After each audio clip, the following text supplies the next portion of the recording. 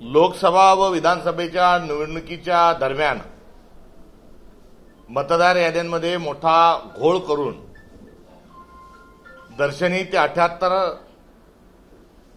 लाख मतदार वाढलेले दिसत जरी असले तरी प्रत्यक्षात 1 कोटी मतांची फेरफार करून मतांना कापून आणि मतांना नवीन मतदान बोगस मतदान टाकून वोट चोरी करून देवेंद्र फडणवीस सरकार हे सत्तेत आलं। सत्तेत निवडणुकीच्या पूर्वी जे आले तेही संवैधानिक मूल्यांची किंवा संविधानाच्या अनुसूचित 10ची पायमल्ली करत असताना मागच्या खेपेला हे सरकार अस्तित्वात महायुतीचं आलं आणि वोट चोरीच्या माध्यमातून भाग 2 हा त्यांचा झाला। जसा धूम 1 असतो, धूम 2 होता, तसाच चोर चोर मौसेरे भाईचा हा भाग 1 सरकार आणि भाग 2 सरकार आपण बघितलं। आणि या सरकारला मॅन्डेट नव्हता तर मतचोरीमुळे ते सत्तेत आलं हे सर्वश्रुत आहे। त्याच्या अनुषंगानं राहुल गांधींचा लेख, चक्क मुख्यमंत्र्यांच्या मतदारसंघात सिद्ध झालेली वोट चोरी आणि ठिकठिकाणचे वेगवेगळे सर्व उदाहरण आपल्या समोर आहे। मात्र न्यायव्यवस्थेकडे जात असतानाच्या असणाऱ्या मर्यादा, निवडणूक आयोगाची बोटचेपी नव्हे तर चक्क तो मी नव्हेच नावाच्या दगडूबा लोखंडेचा खेळत असणारे ज्ञानेश्वर कुमार खेळ, यामुळे तो विषय तसाच आहे। मात्र आगामी काळात त्याचा पर्दाफाश झाल्याशिवाय राहणार नाही आणि याच्यातील कट कारस्थान करणाऱ्या शासकीय यंत्रणेला जेलमध्ये जावं लागेल हे महत्वपूर्ण विधान आज आम्ही या ठिकाणी करत आहोत। आणि या सर्व पार्श्वभूमीवर पुढे स्थानिक स्वराज्य संस्थांच्या निवडणुकीमध्ये पैसा फेक तमाशा देख हे वगनाट्य भारतीय जनता पक्षाने लढलं आणि उमेदवार विड्रॉल करून घ्यायचे, समोरच्या विरोधी पक्षाच्या उमेदवारावर धाक दपट पैसा देऊन विड्रॉल करून घेण्याचा देखील जो प्रकार झाला तो आपण बघितला। आणि आता जो तिसरा प्रयत्न त्यांचा जो आहे तो एसआयआरच्या माध्यमातून आहे। त्यामुळे एसआयआरच्या निमित्तानं महाराष्ट्रातल्या मतदारांना बाद करत असताना, त्यांना हद्दपार करत असताना मतदार यादीमध्ये सोयीची रचना करून घेणं आणि भारतीय नागरिकांना अपमानित करणं आणि नागरिकत्वाचा पुरावा मागणं अशी ही थट्टा एसआयआरच्या माध्यमातून सुरू आहे। एसआयआर काही पहिल्यांदाच होत नाहीये। दीर्घ काळापासून स्वातंत्र्यानंतर एसआयआर ही नियमित होणारी 10-12 वर्षांनंतर होणारी प्रक्रिया आहे। महाराष्ट्रात देखील 11-12 या साली ही 18 महिन्यापेक्षा अधिक कालावधीमध्ये महाराष्ट्रात एसआयआर झालेलं आहे। मात्र यावेळेचं एसआयआर हे मतदान यादीची छाननी आणि तिचं शुद्धीकरण नव्हे तर मतदार यादीमध्ये जे मतदार जे आहेत त्या मतदारांना बाद करायचं आणि सोयीच्या मतदारांनाच ठेवायचं असा घाट हा भारतभरात घातला गेला आहे। आणि महाराष्ट्रात एसआयआरची प्रक्रिया सुरू झालेली आहे आणि या एसआयआरच्या प्रक्रियेत 288 ठिकाणी आम्ही बीएलओ 1 यांच्या नियुक्त्या केलेल्या आहेत आणि बीएलओ 1च्या आज बीएलए 1च्या नियुक्त्या ह्या 288 केलेल्या आहेत। आणि आज बीएलए 1ची महाराष्ट्रातल्या सर्व बीएलए 1ची एक कार्यशाळा आज काँग्रेस मुख्यालयामध्ये संपन्न झाली आणि या कार्यशाळेमध्ये संपूर्णतः प्रेझेंटेशन आणि या नियमाची एकंदरीत नियमावली आणि काय पुढे आमचा ऍक्शन प्लॅन राहणार आहे याचा आज पूर्ण डिटेल जे आहेत मायक्रो प्लॅनिंग आज या ठिकाणी आमचं संपन्न झालं। महाराष्ट्रातलं अग्रणी सर्व नेतृत्व या ठिकाणी उपस्थित होतं। एसआयआरची प्रक्रिया ही इन्सेंटिव्हली आम्ही पुढे घेऊन जात आहोत आणि आपण बघितलं की मागच्या काळात 7,000 नवीन तालुका स्तरावरच्या नियुक्त्या काँग्रेसनी करणार अशा प्रकारची जो संकल्प केला होता तो देखील पूर्ततेकडे जात आहे। आतापर्यंत 2,500च्या वर आमच्या नियुक्त्या झालेल्या आहेत। पुढच्या आठवड्यामध्ये अधिक त्या नियुक्त्या होतील आणि एकीकडे संघटन सृजनच्या माध्यमातून संघटना बळकट करण्याचं काम आम्ही केलंय तर दुसऱ्या बाजूला त्या संघटनेला थेट स्वरूपामध्ये, आक्रमक स्वरूपामध्ये इलेक्शन मोडमध्ये येत असताना आम्ही मतदार यादींचं काम हे सोपवलेलं आहे। आणि या अनुषंगानं आज ही आमची बैठक कार्यशाळा ही संपन्न झाली। या सगळ्या प्रक्रियेला एसआयआरच्या प्रक्रियेला मॉनिटर करण्याच्या अनुषंगानं एक समितीचं देखील गठन करण्यात आलं। आमचे वरिष्ठ सभागृहातील जे सभागृहाचे नेते आहेत, माजी मंत्री सतीश पाटील साहेब यांच्या अध्यक्षतेखाली आणि अभिजित सपकाळ यांच्या समन्वयात म्हणून याची नियुक्ती करत असताना ही समिती पुढे या सर्व प्रक्रियेवर लक्ष ठेवेल। आमचे सीएलपी विधिमंडळातील पक्षनेते वरट्टीवारजी, माजी मुख्यमंत्री सुशीलकुमारजी शिंदे, CLP काँग्रेस कार्यसमितीचे सदस्य बाळासाहेब थोरातजी, यशोमती ठाकूर, प्रणितीताई शिंदे, तद्वतच नसीम खान साहेब, अमित देशमुखजी, विश्वजित कदम साहेब ही मंडळी या ठिकाणी आज उपस्थित होती.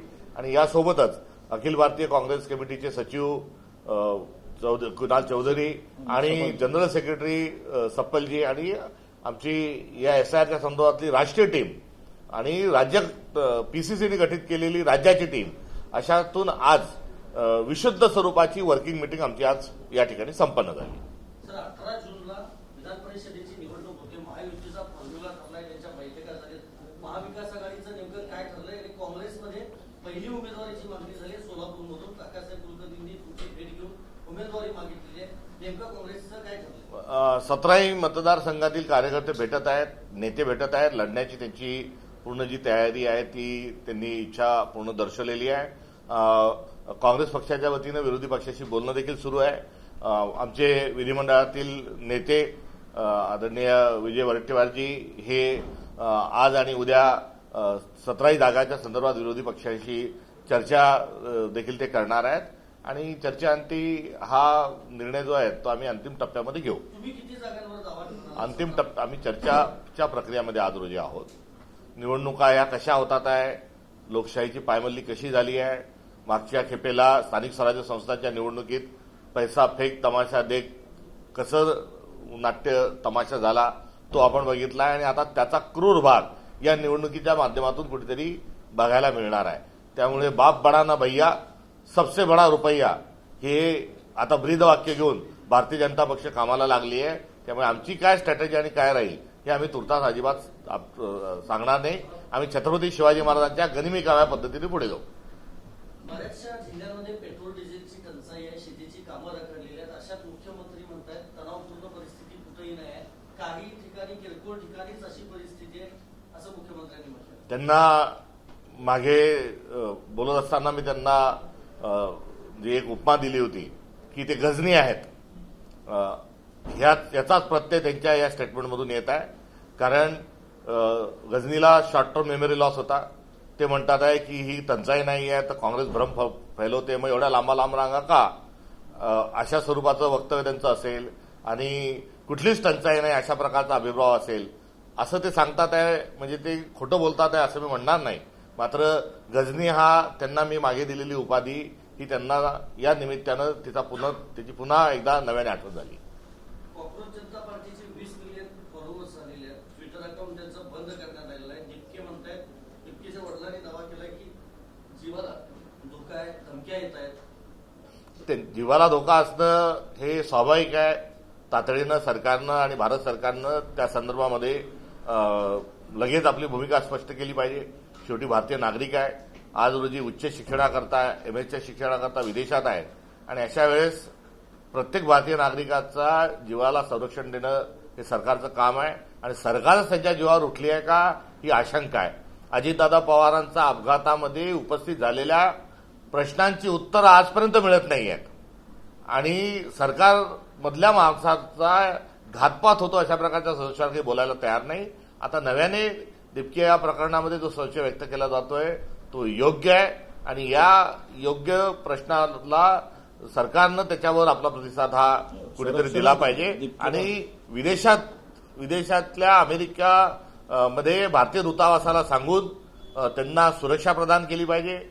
ट्रम्प जे आहेत, ट्रम्प आणि मोदी साहेब हे दोघे कारस्थानी आहेत. त्यामुळे अशा परिस्थितीमध्ये तिथे राष्ट्रपतींनी यामध्ये हस्तक्षेप करावा आणि थेट पेंटागॉनशी संपर्क साधून दिपके यांच्या सुरक्षिततेची हमी ही घेण्याच्या संदर्भात त्यांना विनंतीवजा सूचना करावी अशी आमची एक मागणी राहणार आहे.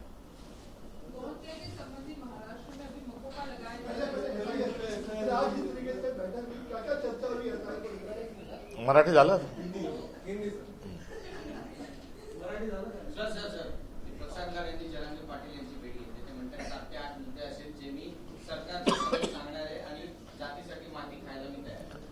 जो आरक्षणाच्या संदर्भातला भारतीय जनता पक्षाने जो चोथा केलेला आहे तो आता त्याचा पुन्हा रवंत कुठेतरी सुरू आहे. 2 वेळेस मराठा आंदोलक मुंबईला आले, मुंबईवरून वापस गेले.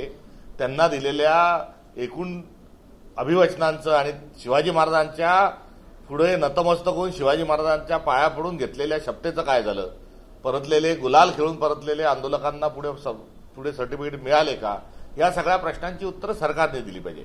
काँग्रेस पक्षाची आमची स्पष्ट स्वरूपाची भूमिका आहे की जातीनिहाय जनगणना करावी. नुकतीच जनगणना सुरू झालेली आहे आणि या नुकत्याच झालेल्या जनगणनेमध्ये जातीचा कॉलम त्यामध्ये ऍड करून जातनिहाय जनगणना करावी आणि जातनिहाय जनगणनेच्या अनुषंगानं आरक्षणाचा प्रश्न सोडवावा, ही काँग्रेस पक्षाची असणारी भूमिका आहे. चर्चेचं काय गुऱ्हाळ घालायचं असेल त्यांनी घालावं, मात्र जातनिहाय जनगणनेचा महत्वपूर्ण जो मुद्दा आहे, या मुद्द्याला भारतीय जनता पक्ष बगल देत आहे. याचाच अर्थ त्यांना ओबीसीच्या आरक्षणाच्या संदर्भामध्ये ओबीसींवर अन्याय करायचा आहे, मराठा समाजावर अन्याय करायचा आहे, धनगर समाजावर अन्याय करायचा आहे, आदिवासींवर अन्याय करायचा आहे.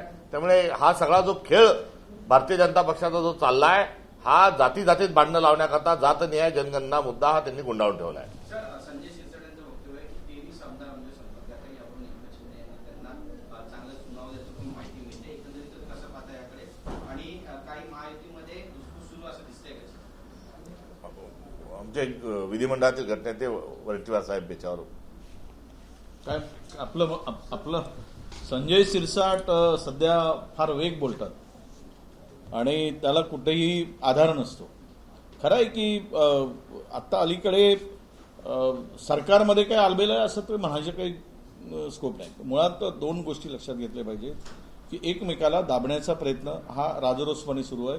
ते भाजप असेल, सेनेमध्ये असेल किंवा त्या मित्रपक्षामध्ये असेल. या सगळ्यातून एक सार निघतो की एकमेकाची कुरघोडी करून भारतीय जनता पक्षाला पुढच्या वेळेस हे सगळे पक्ष गुंडाळून एक छत्री कारभार करायचा आणि ते 288 जागा निवडणूक लढायचे. त्यामुळे त्यांच्या दावणीला बांधलेली जेवढी काही मंडळी आहे, शिरसाट बिरसाट वगैरे, तर हे अगदी म्हणजे कुठे असतील त्यावेळेचा आपण ते बघूया. परंतु तो प्लॅन त्यांचा झालेला आहे आणि त्यांच्या दावणीला बांधलेल्या पक्षांना आता सावध राहण्याची गरज आहे. ते स्वतःच सावध राहावेत, इतरांच्याकडे काही बघण्याची गरज नाही.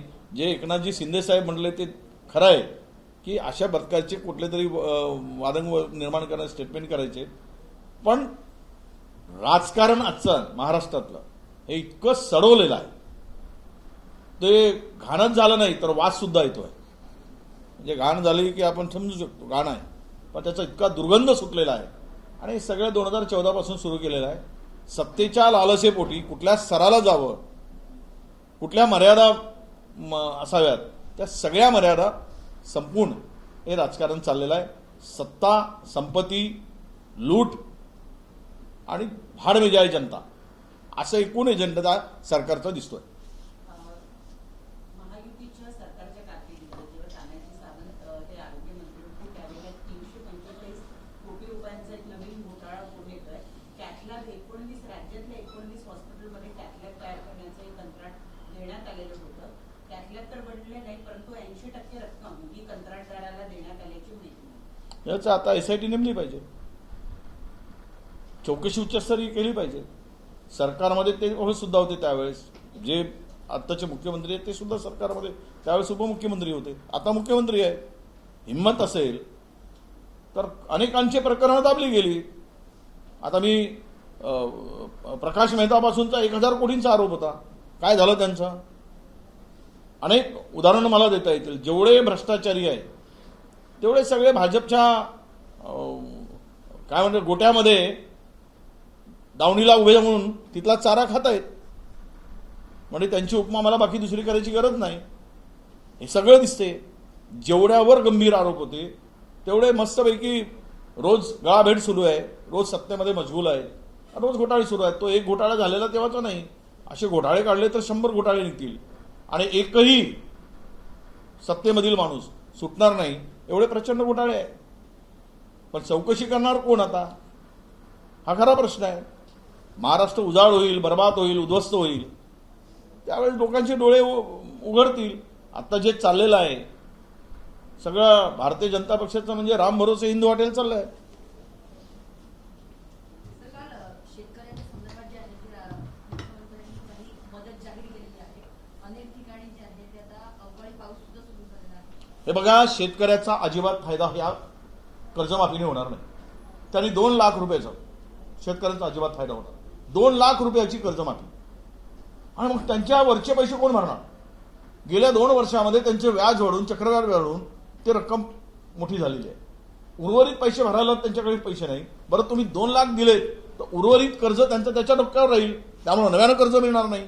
आणि मुख्यमंत्र्यांनी सांगितलं का, आजचं स्टेटमेंट आहे त्यांचं, की आम्ही बँकांना सांगितलं आहे की तुमचा सिबिल बघून तुम्ही कर्ज अळू शकत नाही. हो, हे तर सेंट्रल गव्हर्नमेंटच्या गाईडलाईन्स पाहिजेत. या बँका कोणाच्या अधिपत्यात येतात? राज्य सरकारला कोणी मोजत नाही त्या बँका, हे केंद्र सरकारला मोजतात. कारण रिझर्व्ह बँकेच्या अंडरमध्ये या सगळ्या बँका येतात. त्यांच्या गाईडलाईन्स पाहिजे म्हणजे केंद्र सरकारच्या पाहिजेत. तुम्ही सिबिल जर नसेल आणि तुम्ही म्हणत असाल की कर्ज द्या, तर एक बँक सुद्धा देणार नाही. ही शेतकऱ्यांची फसवणूक आहे असं माझं मत आहे. आणि राहिला विषय आजच्या स्थितीमध्ये त्या कर्जमाफीचा, आता निवडणूक आल्या, 22 तारखेपर्यंत आचारसंहिता आहे.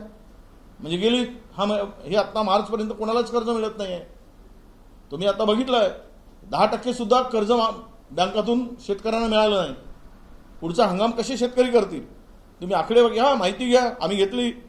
एकही बँक शेतकऱ्याला कर्ज द्यायला तयार नाही. सगळी बँकांचा कर्जमाफ होते म्हणून थकबाकी आहे. 2 लाखाच्या वरची आहे, 2 लाखाच्या आतली पण आहे.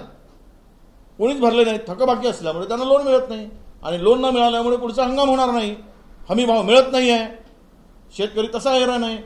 5,500, 7,000, 5,500 कापूस शेतकऱ्यांनी टाकला आणि व्यापाऱ्यांचा भलं करायसाठी 8,500 रुपये भाव झाला. म्हणजे सरकार कोणासाठी काम करते हे ओपन आहे. सर, देशावर आलेल्या एवढ्या इंधन संकटामुळे आणि जेव्हा जेव्हा संकट येतात तेव्हा नरेंद्र मोदी हे संकट राष्ट्रभक्तीशी जोडून देतात. हे कितपत योग्य आहे? चुकीच्या परराष्ट्र धोरणामुळे आलेल्या संकटांना राष्ट्रधोरणाशी जोडणं कितपत? नाही, असं आहे, राष्ट्रभक्ती दाखवणं आणि त्याच्या आड पाप करणं हे भाजपचा छुपा अजेंडाच आहे. तो आता उजागर झालेला आहे. राष्ट्रभक्तीच्या नावाखाली देश लुटणं, राष्ट्रभक्तीच्या नावाखाली देशातील लोकांचं विभाजन करणं, धर्मामध्ये विभाजन करणं, जातीत विभाजन करणं, माणसात विभाजन करणं आणि हे सगळं पुढे ठेवून महाराष्ट्र देश लुटून आपल्या मित्रांना वाटणं, त्यांचं भलं करणं हा एकमेव अजेंडा आहे. त्यामुळे ते देशभक्ती आम्हाला सांगतील आणि त्यांच्या मित्रांना देशद्रोह केले तरी त्यांना मोकाट सोडून देतील.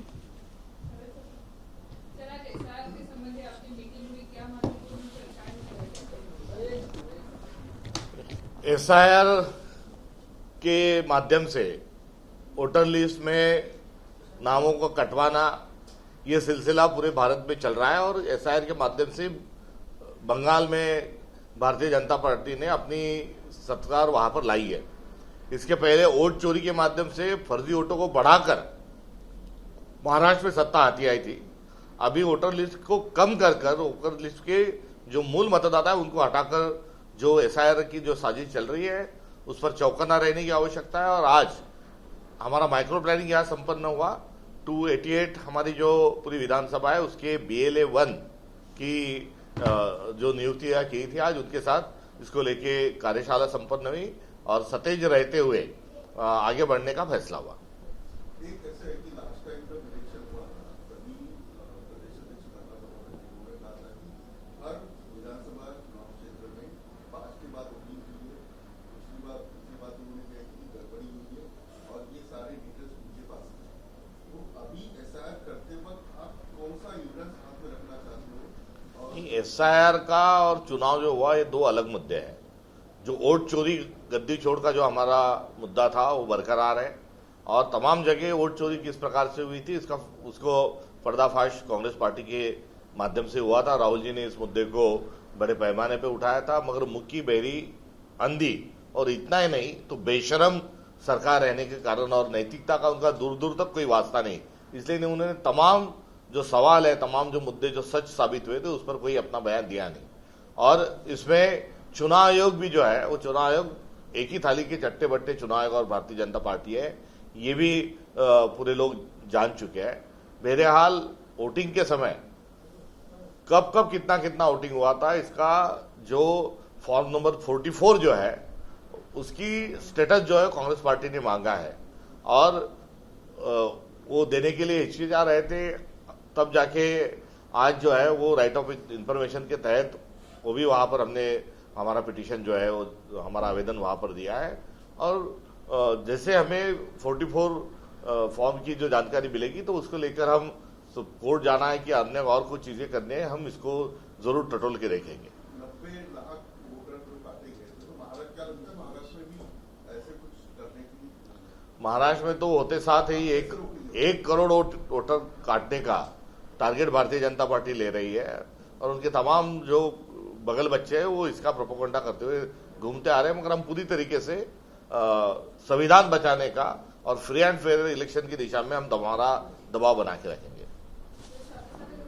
कांग्रेस जनता पार्टी नाम का इंस्टाग्राम हैंडल अभी न्यूज में दिखाई दे रहा है। सीजीआई ने जो स्टेटमेंट किया था उसके बाद ये कांग्रेस जनता पार्टी के बहुत सारे सोशल मीडिया हैंडल्स हमें नजर आ रहे हैं। एक्सप्रेस का हैंडल डीएक्टिवेट भी हो चुका है। नॉर्वे की एक पत्रकार महिला ने जब मोदी जी से कुछ सवाल पूछे तो उस महिला का भी ट्विटर अकाउंट और इंस्टाग्राम अकाउंट जो है वो बंद कर दिया गया था।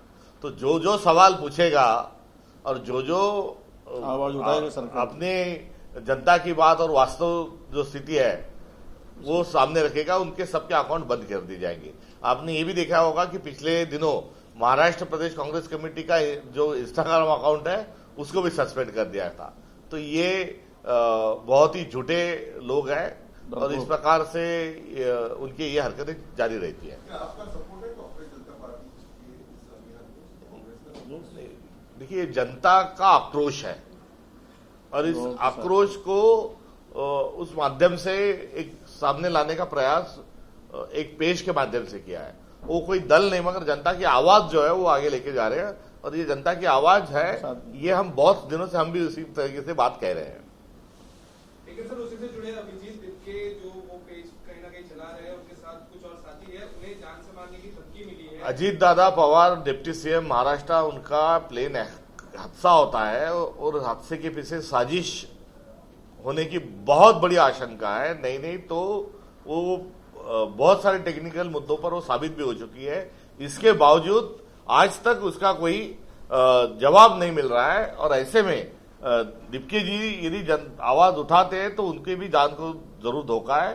तात्काल स्वरूप में उनको सुरक्षा प्रदान करना चाहिए। हमारे महामहिम राष्ट्रपति जो है उन्होंने तुरंत अमेरिका के पेंटागन से संपर्क करते हुए उनको सुरक्षा प्रदान करने की गुजारिश करना चाहिए। नहीं, निश्चित रूप से देखिए, क्या डिप्टी को अगर कुछ होता है तो देश का युवा इस सरकार को छोड़ेगा नहीं। इतना आसान मत समझो। युवाओं के आक्रोश के साथ में खिलवाड़, युवाओं के भावनाओं के साथ में खिलवाड़ करोगे और उसको भी उसने एक युवाओं का आवाज करके, बेरोजगारों का आवाज, अनएम्प्लॉयमेंट का आवाज, यहाँ के सिस्टम के खिलाफ में जो आवाज उठाया है और उसी को दबाने के लिए उसके साथ में कुछ कम ज्यादा होता है तो देश का युवा नरेंद्र मोदी की गद्दी हिलाए बगैर छोड़ेगा नहीं। ये आज जो दिख रहा है उनके सोशल मीडिया के हैंडल पे जितना उसको फॉलोअर्स मिल रहे हैं उससे ये दिख रहा है कि ये गुस्सा कहीं रास्ते पर उतरकर कुछ और विचार न सोचे, इसके पहले ही सरकार ने सुधर जाना चाहिए। ये हमारा इशारा है। लगाने की बात कही है किस पर? तो तात्काल स्वरूप में वो नरेंद्र मोदी जी पे लगा दे, क्योंकि जो गोमांस का जो एक्सपोर्ट जो है वो बहुत ज्यादा पैमाने पे बढ़ा है, प्रदेश का है, तो इसलिए तात्काल स्वरूप में नरेंद्र मोदी जी पे वो लगा दे। Thank you. सर एक वेगळा प्रश्न आहे. मागील 2 दिवसापासून 11वी प्रवेशाच्या संदर्भात लाखो विद्यार्थी भेटी दिली गेलेली आहेत आणि संकेतस्थळ चालत नाही. ज्या कंपनीला काम केलं त्या कंपनीला काही कसला अनुभव नसताना सीईटी सारख्या, नीट सारख्या, सीईटी सारख्या, एमपीएससी सारख्या, यूपीएससी सारख्या सगळ्या परीक्षेमध्ये जो घोळ घातला जात आहे, जे एक रॅकेट चालवलं जात आहे ते आता प्रवेश प्रक्रियेपर्यंत आणून त्यांनी ठेवलेलं आहे आणि तिथे देखील भ्रष्टाचार करण्याकरता या प्रवेश प्रक्रियेमध्ये गोंधळ घातला जात आहे।